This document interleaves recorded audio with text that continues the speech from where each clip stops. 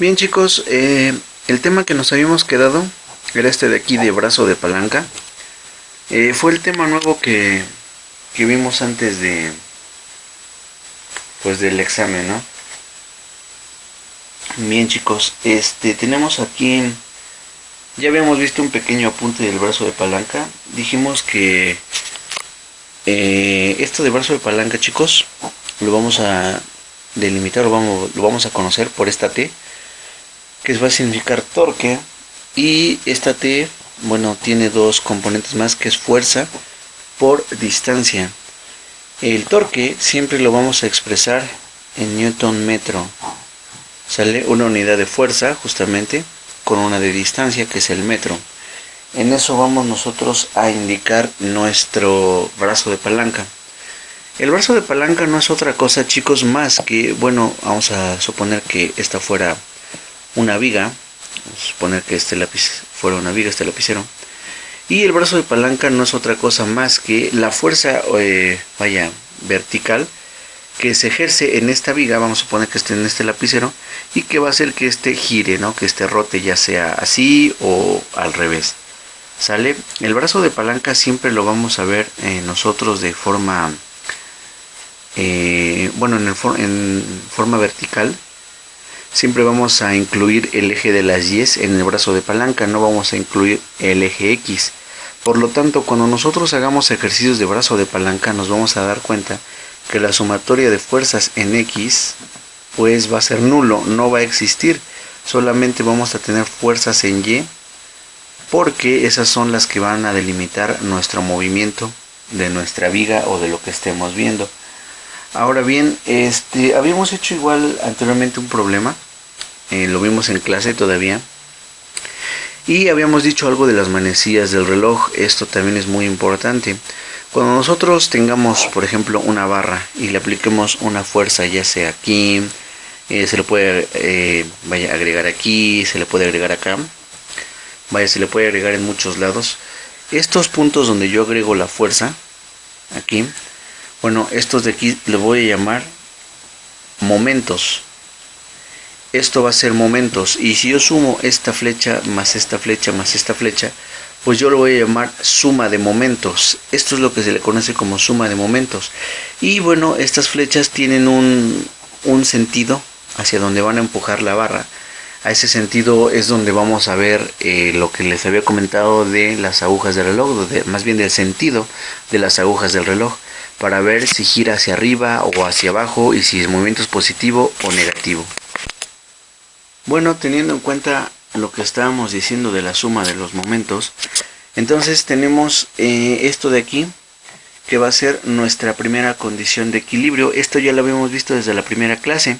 Sin embargo, aquí en el tema de brazo de palanca vamos a hacer caso de otra que se llama la segunda condición de equilibrio, donde dice que la sumatoria de torques debe ser igual a 0. Es decir, que en este tipo de problemas vamos a hacer uso de la primera condición de equilibrio y también de la segunda, que tenemos que sacar la sumatoria de fuerzas en y la sumatoria de torques para poder evaluar algunos problemas. Cabe recalcar que no todos llevan la doble condición, tanto la primera de equilibrio como la segunda, pero podemos utilizarlas para este caso del brazo de palanca. Ya habíamos visto también en clase las unidades en las que íbamos a trabajar. Dijimos que la fuerza pues debemos a dar nada más y nada menos que en newtons. Dijimos que el torque se va a expresar en newton metro, y la distancia pues en metros. Esas van a ser las unidades que vamos a manejar y las que vamos a ver en esto de aquí de brazo de palanca. Ahora bien, habíamos visto igual un problema en clase sobre un rodillo, si no mal recuerdo, que estaba sujeto un cable dentro de él, y que tenemos que sacar el brazo de palanca. Vamos a ver otro problema. Dice el problema que un mecánico ejerce una fuerza de 20 libras. Entonces tenemos nuestro primer dato, que es 20 libras. En un extremo de la llave inglesa, la llave inglesa mide 10, Entonces tiene una distancia, por así decirlo, de 10. Y dice que esta persona tira de la llave inglesa y forma un ángulo de 60. Con ella vamos a poner el ángulo de esta forma, de 60 grados con el mango de la llave. Y nos pide que hallemos el momento de torsión. Bueno, ya no vamos a escribir todo el texto. Ustedes con lo que les dicte pueden escribirlo en su libreta. Más que nada lo que nos está diciendo es que, bueno, hay una tuerca. Vamos a suponer que esa es la tuerca. Hay una llave inglesa, así, que rodea esa tuerca. Y bueno, vamos a dibujarle aquí un mango. Vamos a suponer que este es el mango de la llave inglesa. Y nos dice que, bueno, esta llave de aquí hasta acá tiene una línea de acción o una distancia de 10 pulgadas. Y luego nos dice que hay un mecánico que, bueno, está ejerciendo una fuerza a esta llave. De alguna manera está ejerciendo la fuerza, pues, para que obviamente la llave gire y se mueva esta tuerca. Y dice que al momento de estarla girando, bueno, su brazo junto con la llave produce un ángulo de 60 grados. Entonces vamos a suponer, vaya, que esto está hacia arriba. Vamos a suponer que el mecánico está fuera de la llave y está haciendo esto. Supongamos que lo que quiere hacer entonces en este caso es aflojar la tuerca, y por eso es lo que está produciendo. Lo que nos están pidiendo aquí estas personas es que, bueno, dice que la fuerza que ejerce el mecánico pues es de 20 libras, ¿no? Y lo que nos está pidiendo es que hallemos el momento de torsión. Habíamos dicho hace rato que el momento de torsión, o vaya, en este tema de suma de momentos, siempre íbamos a hallar todo, o todo lo que estamos viendo, siempre iba a ser en función de las yes, ya sea hacia arriba o hacia abajo. Eso es lo que nos está pidiendo más o menos el problema. En resumen, lo que nos está pidiendo es que le saquemos la componente a esta fuerza de acá.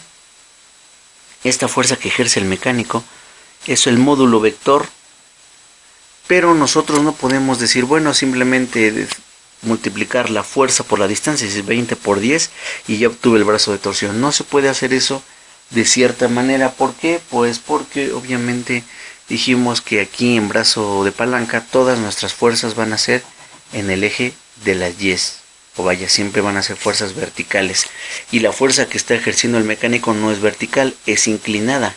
Entonces, por lo tanto, hay que sacarle sus componentes. Tiene componente en Y y una componente también en X. Pero obviamente la de X pues no me va a servir, porque dijimos que los momentos de torsión siempre van a ser en Y. Entonces, bueno, puedo hacer yo muchas cosas. Parece ser que ya sé aplicar esto. Yo sé que tengo unas fórmulas por ahí que dice que el seno de un ángulo es igual al cateto opuesto sobre la hipotenusa, y que el coseno de un ángulo, vamos a poner aquí coseno del ángulo, es igual al cateto adyacente sobre la hipotenusa. ¿Para qué quiero esto? Bueno, pues lo quiero para poder obtener, si yo cierro aquí, bueno, tengo aquí la fuerza que está ejerciendo el mecánico, voy a cerrarle aquí, y como ustedes pueden ver, pues se forma un triángulo rectángulo. Este cateto de aquí pues es equivalente al de acá, es el mismo. Y si yo lo veo por teorema, vaya, de Pitágoras, o más bien por vaya, por catetos, este de aquí va a ser el cateto opuesto y este de aquí al lado el cateto adyacente. Yo el que quiero sacar es el cateto opuesto, y en función de mis funciones trigonométricas, el cateto opuesto pues lo obtengo con el seno del ángulo. Entonces vamos a hacer eso. Dice que el seno de 60 es igual al cateto opuesto sobre la hipotenusa. Esta hipotenusa de aquí la voy a pasar vaya despejando para este lado y me va a quedar hipotenusa por el seno de 30, por el seno de 60, y esto es igual al cateto opuesto. Bueno, sustituyendo esto de otra manera, la hipotenusa ya la tengo, vale 20, y el seno de 60, pues si lo saco en mi calculadora me va a salir 8.66. Es decir, que el torque va a ser igual a la multiplicación de 20, voy a pasar aquí, 20 por 8.66. Esto me da un resultado de 173.2.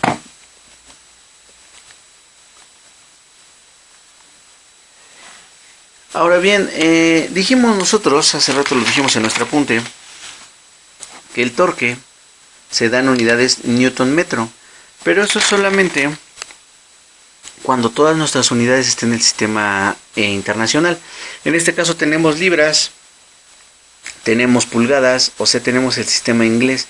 Ninguna de las magnitudes que yo tengo aquí está en el sistema internacional. Vaya, el problema sería que estas 20 libras estuvieran en newtons, o por ejemplo la distancia en centímetros, en pies, en alguna otra cantidad. Cuando tengo yo una revoltura de sistemas de unidades, entonces tengo que convertir todo al sistema métrico internacional.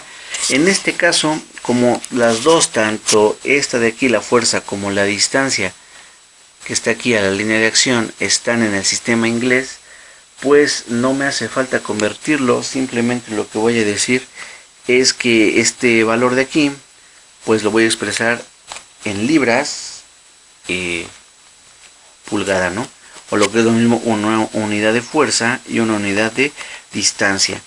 Si me pidieran convertirlo, pues tendría yo que haber convertido desde el principio estas 20 libras, tendría yo que haberlas convertido a newtons desde el principio, a newtons, y esta distancia de aquí, de 10 pulgadas, pues la tendría yo haber convertido en metros, para que ahora sí, aquí al final, pues ya me diera newton metro.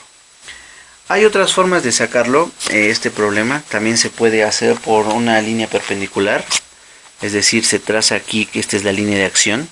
Siempre la línea de acción la vamos a considerar donde está el punto de giro. Entonces, esta es la línea de acción. Y digamos que donde está la fuerza, es esta fuerza de aquí, pues lo podemos prolongar, vamos a decirlo así. Y ahí forma pues un ángulo de 90, este es un ángulo de 90 grados. Y bueno, también se puede sacar por medio de ahí, simplemente lo que estamos haciendo es el ángulo de 90, lo que nos piden hallar igual es un cateto. Pero bueno, ahorita pues no lo vamos a hacer así, porque simplemente ahí lo que multiplicamos es la fuerza por la distancia, que sería la distancia, sería la línea de acción. En resumen, esta cosa de aquí, esta línea de aquí, sería nuestra línea de acción. ¿Y cómo la obtendríamos? Bueno, pues a través de un brazo de palanca, o vaya a través de este triángulo rectángulo, que mide 90. Y pues también tenemos aquí el de acá, que mide 60. Y sabemos que este ángulo es opuesto por el vértice, por lo tanto este de aquí es el mismo que el de acá. Y al obtener este de aquí, esta distancia es la distancia al eje de acción o a la línea de acción, lo multiplicábamos simplemente por la fuerza de 20 y también nos saldría el valor que está pidiendo acá el problema. Pero bueno, hay distintas formas de hacerlo. Ahorita lo vimos por la componente, porque es la que ya más dominamos. Se supone que lo hemos estado viendo todo el cuatrimestre en las demás clases, entonces ya es el tema que dominamos, ya no tendría por qué haber pierde y podríamos obtenerlo así. Entonces mi resultado pues queda así.